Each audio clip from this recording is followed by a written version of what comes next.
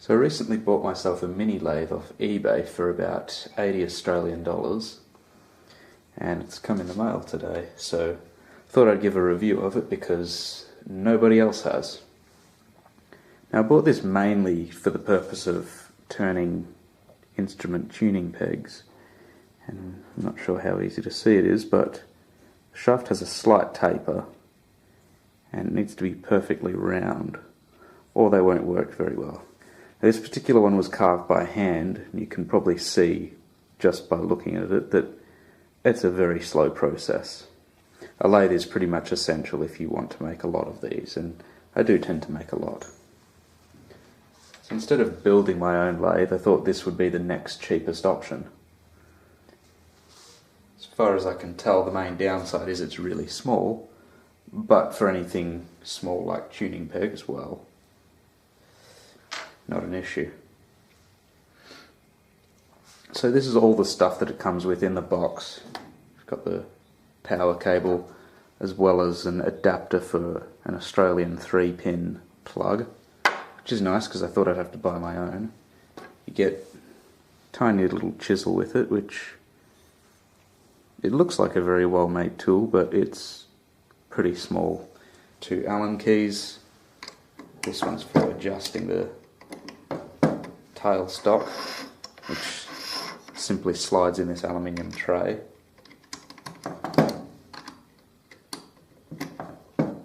And of course for adjusting the little tool rest.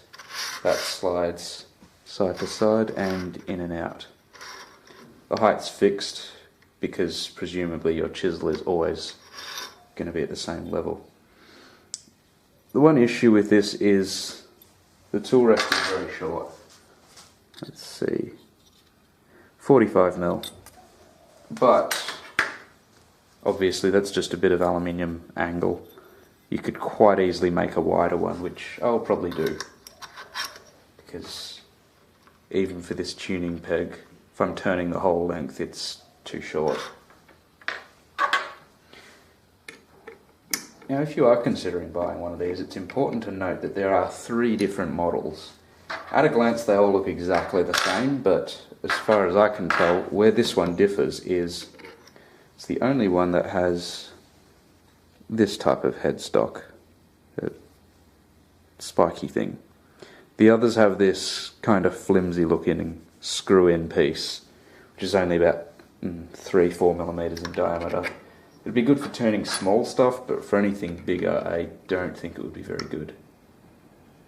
It comes with an instruction manual for all the good it does, if you can read Mandarin, so that's not much use. So I think what I'll do is turn something on it.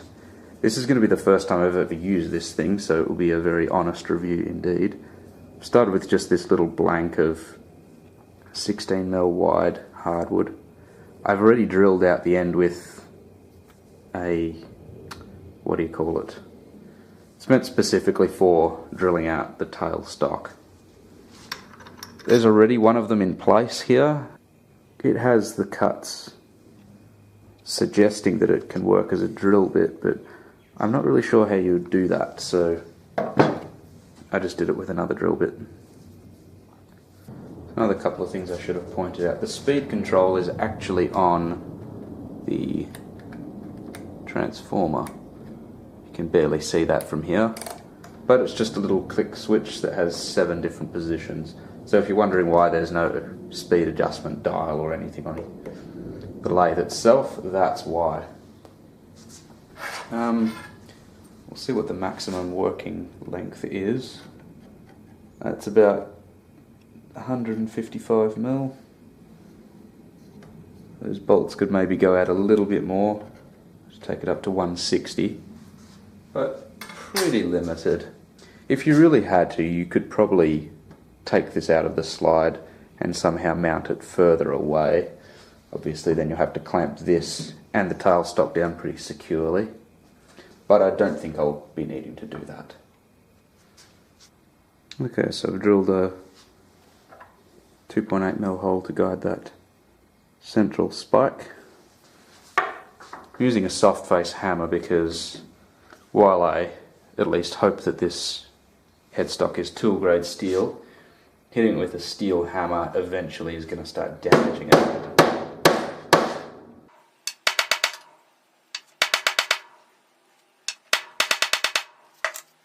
Yeah, I have no idea how deep this is meant to be embedded. Maybe the people who actually do wood turning can help me with this, because I have no idea what I'm doing. Though I have done some wood turning on a homemade lathe, and I've survived to tell the tale, so this should be somewhat safer. I'm guessing I tighten that down nicely. Cutest, most adorable little key chuck. Another funny thing, I've got these rubber feet, but for some reason they're sort of in the middle. Don't know why they wouldn't have them right at the edge. If it's a problem, I'll just clamp it to the bench. Okay, that looks pretty nice.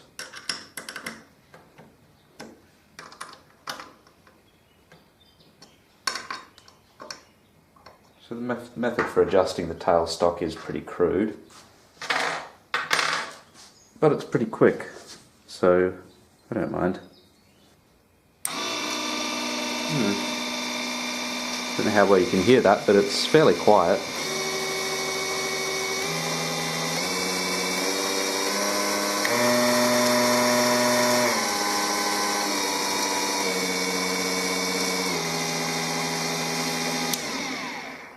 Well, that all works fine. I think I'm just going to leave it right in the middle because it's a somewhat larger diameter piece of hardwood. For those wondering, yes, I will be using safety glasses. Not that bad. The lathe is moving, so I'm going to have to clamp it to the bench. Now that it's clamped down, let's have another go at that. I mean, again, you wood turning folk would probably know better. This is obviously just a regular chisel, and I don't even know how to hold it, so yes.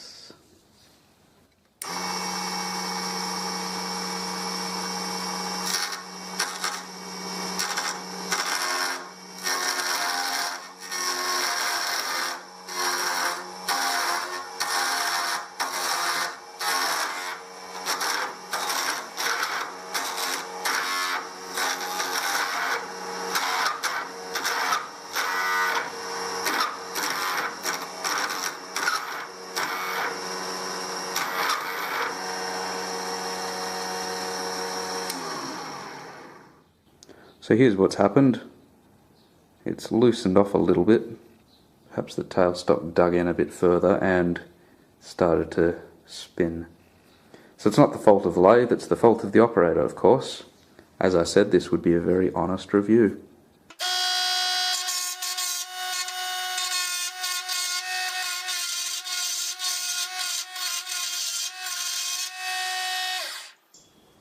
That's looking a bit more promising.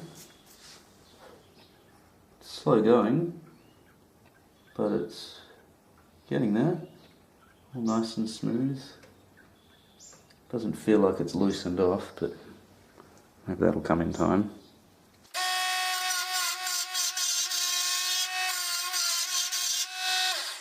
It's definitely turned out better than my homemade lathe.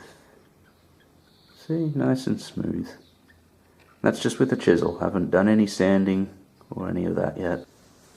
This will become the barrel for my Mag Arm 3 submachine gun. So look forward to that one. So I'll be using the little baby chisel they gave me.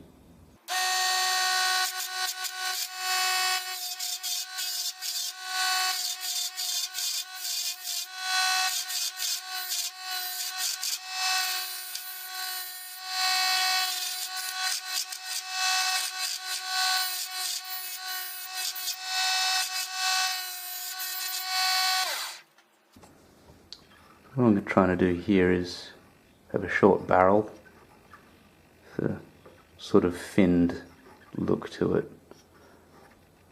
And I'm very happy with it so far. It's definitely a lot better than putting a piece of dowel in a drill and spinning it. Big improvement. Let's see if I can get some close up.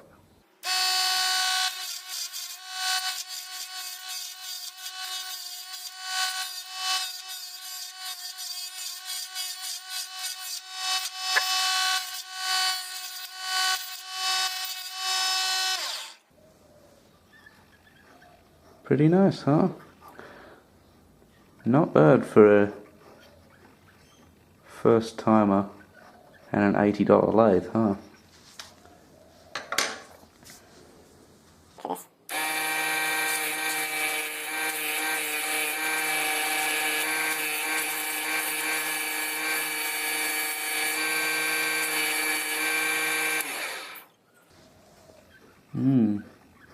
Very crisp. That's very nice.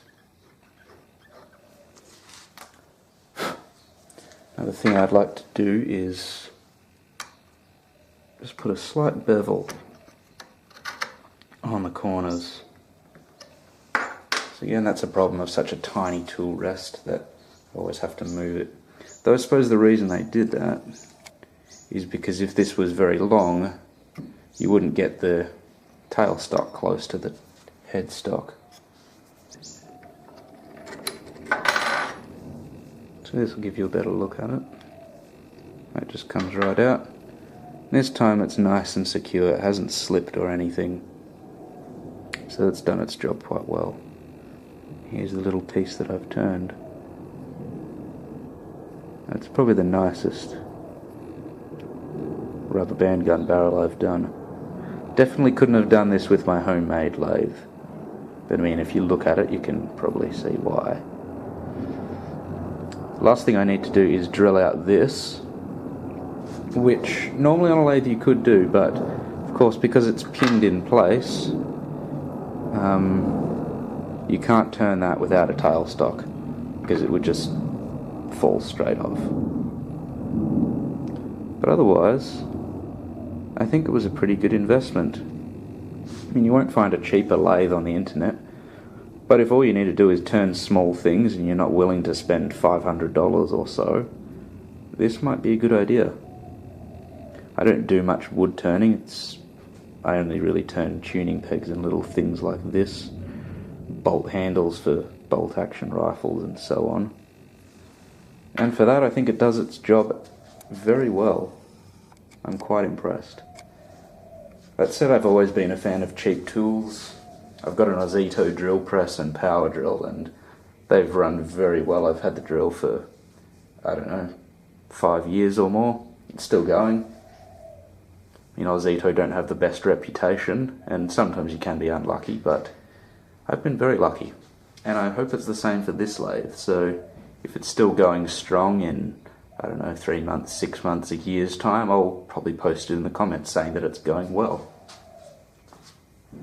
But from what I can tell so far, I would definitely recommend this product for someone who's doing a little bit of wood turning here and there. Nothing big diameter, nothing too serious. But for someone who's on a tight budget and doesn't want to spend $500 for a tool that they really don't use that much. One more thing I'd like to re-stress, if that's even a word, is that ignore that stage when the motor appeared to be slipping. That was purely my fault. You can see how the headstock has slipped and started cutting a ring in there. All you have to do is just make sure the tailstock is all firmly clamped together, and this is hammered in enough. You can see the size of those indentations. It should be, those indents should be about the same diameter as the center one, because clearly that's done the job. It was nice and stable after that.